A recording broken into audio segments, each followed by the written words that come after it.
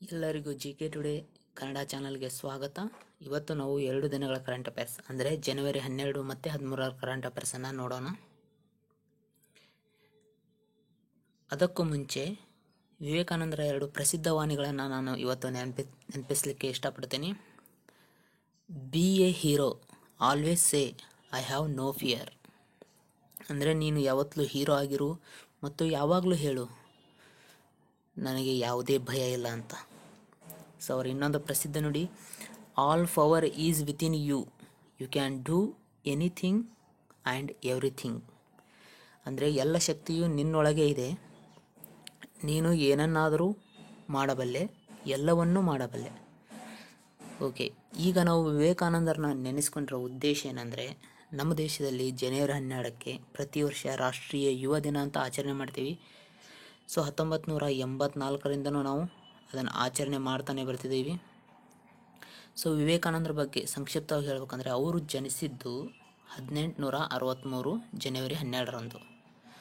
So ಅವರು ಪ್ರತಿಪಾದಿಸುತ್ತಿದ್ದ 4 ಪ್ರಮುಖ ಆದರ್ಶಗಳು ಯಾವುದು ಅಂತ ಕೇಳ್ತಾರೆ. ಜ್ಞಾನಯೋಗ, ಭಕ್ತಿಯೋಗ, ಕರ್ಮಯೋಗ ಮತ್ತು ರಾಜಯೋಗ. ಸೊ ಅದಲ್ಲದೆ ಅವರು ಚಿಕಾಗೋ ಭಾಷಣ ಮಾಡಿದ ವರ್ಷನೂ ಕೂಡ ಕೇಳ್ಬೋದು. ಸೊ ಅದು 1893 ಸೆಪ್ಟೆಂಬರ್ ತಿಂಗಳಲ್ಲಿ. ಓಕೆ, ಸೊ ಅದಲ್ಲದೆ ಅವರು ರಾಮಕೃಷ್ಣ ಮಿಷನನ್ನು ಕೂಡ ಸ್ಥಾಪನೆ ಮಾಡ್ತಾರೆ. ಅದು ಯಾವಾಗಂದರೆ 1897ರಲ್ಲಿ. ಸೊ ಅವರು ನಿಧನರಾಗಿದ್ದು 1902ರಲ್ಲಿ. ಓಕೆ, ಸೊ ಇವಿಷ್ಟು ವಿವೇಕಾನಂದರ ಬಗ್ಗೆ ಸಂಕ್ಷಿಪ್ತ ಮಾಹಿತಿ. ಇನ್ನು ಪ್ರಶ್ನೆಗಳನ್ನು ನೋಡೋಣ. ಕೆಳಗಿನ ಯಾವ ರಾಜ್ಯಗಳು ರೇಣುಕಾಜಿ ವಿವಿಧೋದ್ದೇಶ ಅಣೆಕಟ್ಟು ಯೋಜನೆಗೆ ಒಪ್ಪಂದ ಮಾಡಿಕೊಂಡಿವೆ? ಸೊ ಇತ್ತೀಚೆಗೆ ರೇಣುಕಾಜಿ ವಿವಿಧೋದ್ದೇಶ ಅಣೆಕಟ್ಟು, ಇದು ಮುಖ್ಯವಾಗಿ ಯಮುನಾ ನದಿಗೆ ಸಂಬಂಧಪಟ್ಟಿದೆ. ಓಕೆ, ಮೊದಲನೇ ಪ್ರಶ್ನೆ ಇದು. ಈ ರೇಣುಕಾಜಿ ವಿವಿಧೋದ್ದೇಶ ಅಣೆಕಟ್ಟು ಯಾವ ನದಿಗೆ ಸಂಬಂಧಿಸಿದೆ ಅಂತ ಕೇಳ್ತಾರೆ? ಯಮುನಾ ನದಿಗೆ. ಸೊ ಅದಲ್ಲದೆ ಈ ಯಮುನಾ ನದಿಯ ಉಪನದಿಗಳಾದ ತೋನ್ಸ್ ಮತ್ತು ಗಿರಿ, ಸೊ ಈ 2 ನದಿಗಳಿಗೆ ಒಟ್ಟು 3 ವಾಟರ್ ಸ್ಟೋರೇಜ್ಗಳನ್ನು ನಿರ್ಮಿಸೋ ಗುರಿಯನ್ನು ಕೂಡ ಈ ಯೋಜನೆ ಅಂದರೆ ಈ ಒಪ್ಪಂದದಲ್ಲಿ ಒಳಗೊಳ್ಳಲಾಗಿದೆ. ಸೊ ಆ 3 ವಾಟರ್ ಸ್ಟೋರೇಜ್ಗಳನ್ನು ಉತ್ತರಾಖಂಡ್ ಮತ್ತು ಹಿಮಾಚಲ್ ಪ್ರದೇಶಗಳಲ್ಲಿ ನಿರ್ಮಿಸಲಾಗುವುದು ಅಂತ ಈ ಒಪ್ಪಂದದಲ್ಲಿ ಹೇಳಲಾಗಿದೆ. ಆದರೆ ಈ ಒಪ್ಪಂದಕ್ಕೆ ಯಾವ್ಯಾವ ರಾಜ್ಯಗಳು ಸಹಿ ಹಾಕಿವೆ ಅಂದರೆ, ಮೇಲಿನ ಎಲ್ಲವೂ, ಅಂದರೆ ಉತ್ತರ ಪ್ರದೇಶ ಆಗಿರ್ಬೋದು, ಉತ್ತರಾಖಂಡ್ ಆಗಿರ್ಬೋದು, ಹಿಮಾಚಲ್ ಪ್ರದೇಶ ಆಗಿರ್ಬೋದು, ರಾಜಸ್ಥಾನ ಆಗಿರ್ಬೋದು, ದೆಹಲಿ ಆಗಿರ್ಬೋದು, ಹರಿಯಾಣ ಆಗಿರ್ಬೋದು. ಓಕೆ, ಮೇಲಿನ ಎಲ್ಲವೂ ಎಲ್ಲಿ ಸಹಿ ಹಾಕಿದ್ವು ಅಂದರೆ ದೆಹಲಿಯಲ್ಲಿ ಸಹಿ ಹಾಕಲಾಯಿತು. ಓಕೆ, ತೈವಾನ್ನ ಹೊಸ ಪ್ರಧಾನಿಯಾಗಿ ಯಾರನ್ನು ನೇಮಕ ಮಾಡಲಾಗಿದೆ? ಸೊ ತೈವಾನ್ನ ಹೊಸ ಪ್ರಧಾನಿಯನ್ನಾಗಿ ಸು ಸೆಂಗ್ ಚಾಂಗ್ ಇವರನ್ನು ನೇಮಕ ಮಾಡಲಾಗಿದೆ. ಸೊ ಇನ್ನು ತೈವಾನ್ನ ರಾಜಧಾನಿ ತೈಪೆ, ಅದರ currency Taiwan new dollar. Okay, 2019ರ ಹೆನ್ಲೆ ಆ್ಯಂಡ್ ಪಾರ್ಟ್ನರ್ಸ್ ಪಾಸ್ಪೋರ್ಟ್ ಇಂಡೆಕ್ಸ್ನಲ್ಲಿ ಭಾರತದ ಸ್ಥಾನ ಏನು? ಸೊ ಹೆನ್ಲೆ ಪಾಸ್ಪೋರ್ಟ್ಸ್ ಇಂಡೆಕ್ಸ್ನಲ್ಲಿ ಭಾರತದ ಸ್ಥಾನ 79ನೇ ಸ್ಥಾನದಲ್ಲಿದೆ. ಮೊದಲ ಸ್ಥಾನದಲ್ಲಿ ಜಪಾನ್ ಇದೆ, ಸೆಕೆಂಡ್ ಪ್ಲೇಸಲ್ಲಿ ಸಿಂಗಾಪುರ್ ಇದೆ. ಸೇನ್ ಮೇರಿ ಕೋಮ್ ಬಾಕ್ಸಿಂಗ್ ವಿಭಾಗದಲ್ಲಿ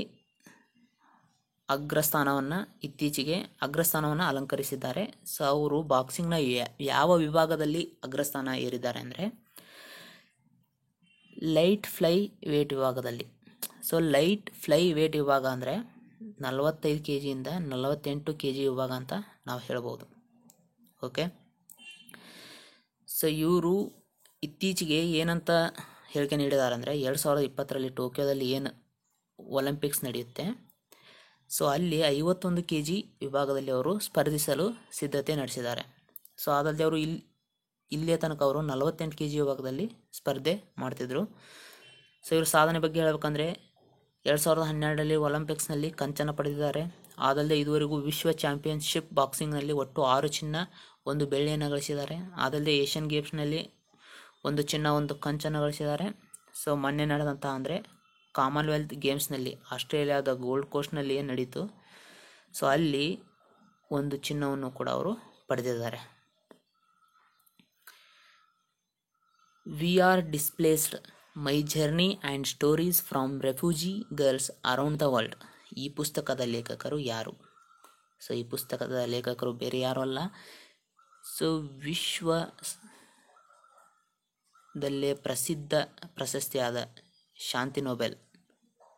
ಓಕೆ, ಈ ಶಾಂತಿ ನೊಬೆಲನ್ನು ಪಡೆದ ಅತಿ ಕಿರಿಯ ವ್ಯಕ್ತಿ ಅವರು ಬೇರೆ ಯಾರಲ್ಲ, ಮಲಾಲಾ ಯೂಸುಫ್ಜೈ. ಸೊ ಇವರು ಈ ಪುಸ್ತಕವನ್ನು ಬರೆದಿದ್ದಾರೆ. ಸೊ ಯಾವ IIT 6 ತಿಂಗಳ ಕೃತಕ ಬುದ್ಧಿಮತ್ತೆ ಕೋರ್ಸನ್ನು ಆರಂಭಿಸಲು ನಿರ್ಧರಿಸಿದೆ? ಸೊ ಕೃತಕ ಬುದ್ಧಿಮತ್ತೆ ಅಂದರೆ ಆರ್ಟಿಫಿಷಿಯಲ್ ಇಂಟೆಲಿಜೆನ್ಸ್ ಅಂತ ನಾವೇನು ಕರಿತೀವಿ. ಸೊ ಇದು ಇತ್ತೀಚೆಗೆ ಭಾರಿ ಪ್ರಾಮುಖ್ಯತೆಯನ್ನು ಪಡಿತಾ ಇದೆ. ಸೊ ಹೀಗಾಗಿ ಇದರ ಬಗ್ಗೆ ಕೋರ್ಸನ್ನು ಆರಂಭಿಸಲು ನಿರ್ಧರಿಸಿದ IIT ಯಾವುದಂದರೆ IIT ಖರಗ್ಪುರ್. ಸೊ ಮಾರ್ಚ್ 2019ರಿಂದ ಇದು ಪ್ರಾರಂಭ ಆಗಲಿದೆ. ಇಂಟ್ರೆಸ್ಟ್ ಇದ್ದವರು ಹೋಗಿ ಜಾಯ್ನ್ ಆಗ್ಬೋದು. ಸೊ ಇನ್ನು ವೆನಿಜುವೆಲಾದ ಅಧ್ಯಕ್ಷರಾಗಿ ನಿಕೋಲಸ್ ಮಡೋರೋ ಅವರು 2ನೇ ಅವಧಿಗೆ ಮರು ಆಯ್ಕೆಯಾಗಿದ್ದಾರೆ. ಸೊ ಇವರು ಆಲ್ರೆಡಿ ವೆನಿಜುವೆಲಾದ 46ನೇ ಅಧ್ಯಕ್ಷರಾಗಿದ್ದರು. ಸೊ ಈಗ ಮತ್ತೆ 47ನೇ ಅಧ್ಯಕ್ಷರಾಗಿ ಮತ್ತೆ ಮರು ಅವಧಿಗೆ ಆಯ್ಕೆ ಆಗಿದ್ದಾರೆ. ಸೊ ಇನ್ನು ನಮ್ಮ KPSC ಅಂದರೆ ಕರ್ನಾಟಕ ಪಬ್ಲಿಕ್ ಸರ್ವಿಸ್ ಕಮಿಷನ್ ಏನಿದೆ, ಸೊ ಇದುವರೆಗೂ ಅದರ ಅಧ್ಯಕ್ಷರಾಗಿ ಟಿ ಶ್ಯಾಮ್ ಭಟ್ ಅವರು ಇದ್ದರು. ಸೊ ಈಗ ಅವರ ಅಧಿಕಾರಾವಧಿ 2018 ಡಿಸೆಂಬರ್ 8ಕ್ಕೆ ಮುಕ್ತಾಯ ಆಗಿತ್ತು. ಸೊ ಹೀಗಾಗಿ KPSC ಹಂಗಾಮಿ ಅಧ್ಯಕ್ಷರನ್ನಾಗಿ ಷಡಕ್ಷರಿ ಸ್ವಾಮಿ ಅವರನ್ನು ನೇಮಿಸಲು ಸಚಿವ ಸಂಪುಟ ಇತ್ತೀಚೆಗೆ ಒಪ್ಪಿಗೆಯನ್ನು ನೀಡಿದೆ. ಸೊ ಇನ್ನು ನಮ್ಮ ಹಂಪಿ ವಿಶ್ವದ ಪ್ರಸಿದ್ಧ ತಾಣಗಳ ಪಟ್ಟಿಯಲ್ಲಿ 2ನೇ ಸ್ಥಾನವನ್ನು ಪಡೆದಿದೆ. ಸೊ ನ್ಯೂಯಾರ್ಕ್ ಟೈಮ್ಸ್ ಏನಿದೆ ಇತ್ತೀಚೆಗೆ ಅಂದರೆ ಭೇಟಿ ನೀಡಲೇಬೇಕಾದ 50 ಪ್ರಮುಖ ಸ್ಥಳಗಳನ್ನು ಪ್ರಕಟಿಸಿತ್ತು. ಸೊ ಅದರಲ್ಲಿ ಹಂಪಿ 2ನೇ ಸ್ಥಾನದಲ್ಲಿದೆ. ಸೊ ಇದು ನಮ್ಮ ದೇಶದ ಹೆಮ್ಮೆ ಅಂತಲೇ ಹೇಳ್ಬೋದು, ಯಾಕಂದರೆ ನಮ್ಮ ದೇಶದಿಂದ ಆಯ್ಕೆಯಾದ ಏಕೈಕ ಸ್ಥಳ ಇದು. ಸೊ ಮೊದಲ ಸ್ಥಾನದಲ್ಲಿ ಯಾವುದಿದೆ ಅಂದರೆ ಕೆರಿಬಿಯನ್ ದ್ವೀಪದ ಪೋರ್ಟ್ ರಿಕೋ ಮೊದಲ ಸ್ಥಾನದಲ್ಲಿ ಇದೆ. ಸೊ ಇನ್ನು ಬ್ರಿಟನ್ ಟೆನ್ನಿಸ್ ತಾರೆಯಾದ ಆ್ಯಂಡಿ ಮರ್ರೆ, ಸೊ ಅವರು ಇತ್ತೀಚೆಗೆ ವಿದಾಯವನ್ನು ಹೇಳಿದ್ದಾರೆ. ಸೊ ಈಗ ಜನವರಿಯಲ್ಲಿ ನಡೆಯುವ, ಸದ್ಯಕ್ಕೆ ಇದೇ ತಿಂಗಳಲ್ಲಿ ನಡೆಯೋದ ಆಸ್ಟ್ರೇಲಿಯನ್ ಓಪನ್, ಸೊ ಇವರ ವೃತ್ತಿ ಜೀವನದ ಕೊನೆಯ ಟೂರ್ನಿ ಆಗಬಹುದು ಎಂದು ಮರ್ರೆ ಅವರು ಇತ್ತೀಚೆಗೆ ಹೇಳಿಕೊಂಡಿದ್ದಾರೆ. ಸೊ ಇವ್ರ ಬಗ್ಗೆ ಪ್ರಶ್ನೆಯನ್ನು ಯಾವ ಥರ ಕೇಳ್ಬೋದು ಅಂದರೆ, ಇತ್ತೀಚೆಗೆ ಟೆನ್ನಿಸ್ ತಾರೆ ಆ್ಯಂಡಿ ಮರ್ರೆ ಇವರು ವಿದಾಯ ಹೇಳಿದರು. ಸೊ ಅವರು ಯಾವ ದೇಶವನ್ನು ಪ್ರತಿನಿಧಿಸುತ್ತಿದ್ದರು ಅಂದರೆ ಬ್ರಿಟನ್. ಸೊ 2ನೇ ಪ್ರಶ್ನೆ, ಸೊ ಇತ್ತೀಚೆಗೆ ಟೆನ್ನಿಸ್ಗೆ ವಿದಾಯ ಹೇಳಿದ ಆ್ಯಂಡಿ ಮರ್ರೆ ಅವರು ಒಟ್ಟು ಎಷ್ಟು ಗ್ರ್ಯಾಂಡ್ ಸ್ಲ್ಯಾಮ್ಗಳನ್ನು ಪಡೆದಿದ್ದರು ಅಂದರೆ ಒಟ್ಟು 3 ಗ್ರ್ಯಾಂಡ್ ಸ್ಲ್ಯಾಮ್ಗಳನ್ನು ಪಡೆದಿದ್ದರು. ಸೊ ಅದಲ್ಲದೆ 77 ವರ್ಷಗಳ ಬಳಿಕ ವಿಂಬಲ್ಡನ್ ಗೆದ್ದ ಬ್ರಿಟನ್ ಆಟಗಾರ ಅಂತ ಕೂಡ ಇವರು ಅನ್ನಿಸ್ಕೊಂಡಿದ್ದಾರೆ.